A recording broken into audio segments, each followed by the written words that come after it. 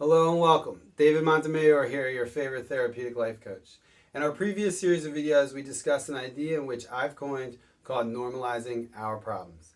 This is a key concept in understanding how to get out of our own way and get out of our own head when it comes to working through our mental health needs. Take some time to go back and check those videos out. So today what we're going to discuss is anger. This is something I experience every single day in my work as well as every single day in my life out there in the world.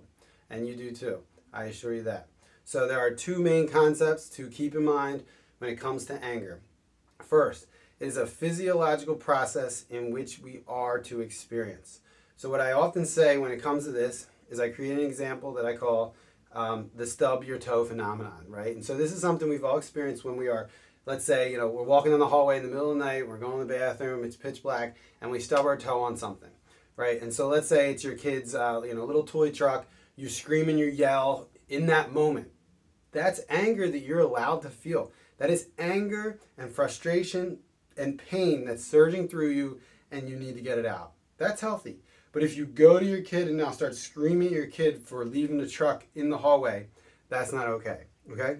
The next thing is anger provides significant cognitive value. It tells us what's going on in our life. And if there's a lot of anger and tension and frustration, it's possible that something isn't going right in our lives. And it's very important for us to seek some degree of harmony and healing because that anger is telling us something about our state.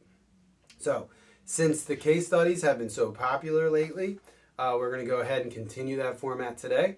So, we have an email from John from Pennsylvania, and John writes, I am emailing you because I'm noticing that my anger is beginning to run my life. Whether it is at work, with my kids or my wife, or even in public at one of my kids' baseball games. For some reason, anger is my go-to emotion. We've all seen, stereotypically, some guy freaking out at his 9-year-old kid's baseball game. None of us want to be that person, and none of us should strive to be that person. And being aware that we don't want to be that person is very important. All right. So, back to what John was saying, depending on the argument, I am able to recognize at some point how mindlessly stupid it is to fight with whoever I'm fighting with. And it hasn't always been this way. I can't say I've been the calmest person on earth, but I definitely didn't get into useless arguments in the past. I'm beginning to recognize that at some point how mindlessly stupid these fights are, but for some reason there seems to be no turning point because I feel like I need to win, and it just never goes well for me or others. Well, I believe I will get further help in understanding the roots of this issue. Crucial. I desperately need a way to work on this, so please provide a strategy for me. So John, what I'd first say is you are seeking help. You're aware of the problem and you want to change. And this today is a strategy on making intentional steps to making that change. And I hope that you're seeing a pattern here. We are aware, we want to change, and now we take intentional steps. So in order to teach this idea, I often use a clock, right? And this is just basic imagery to show you how a pattern occurs, right? It has nothing to do with the clock itself. So at this point here, you're on edge because you are often looking for a fight. And that's because of all these cycles that happen in the past lead to you feeling tense just by starting your day. A triggering event occurs and you react, right? So you notice that the situation's getting out of hand, but you keep pushing it because you have a pattern to win. You want to fight to win, right? So here, you say hurtful things and turn up the pressure on your opponent. Here, the person you're arguing with is trying to run away, and you're chasing them, and they lock themselves in the bathroom, and you're banging on the bathroom and try to get in. We've all been there. Not so great. Doesn't work out. We all know that. But we keep going. That's what we do when we have these patterns of anger.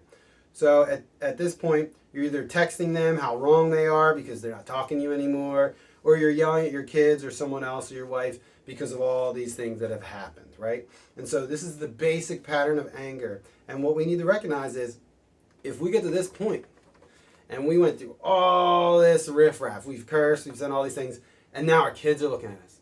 I don't know, let's say, Daddy, I want some pizza, something like this. And now you're yelling at them. You can, in that moment, recognize that your kids have nothing to do with this.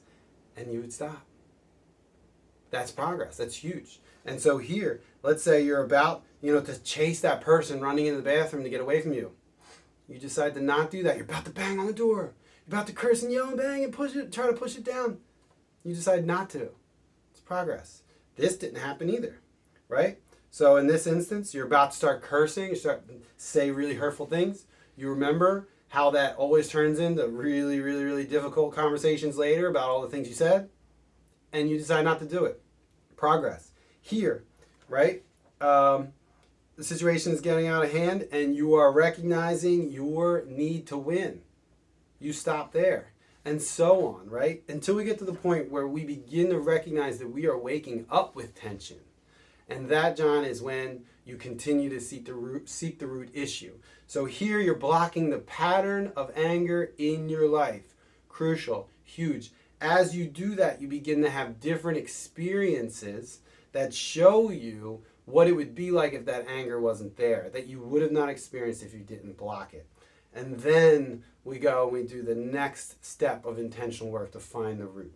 But see, we must start first to break the pattern, the experience, and see what happens afterwards. And it's very validating. It's incredibly validating. So, as always, I really appreciate you taking time to watch this video. Please take time to subscribe, like the video, send it to some relatives, people that need to hear it. Please reach out in the comment section, email me. That's in the description as well. No question is off limits. These questions often help us and help others to see them, to read them, and to see those answers as well. So in our next video, we're going to continue with what I'm considering relational dynamics, and we will talk about the concept of recovery.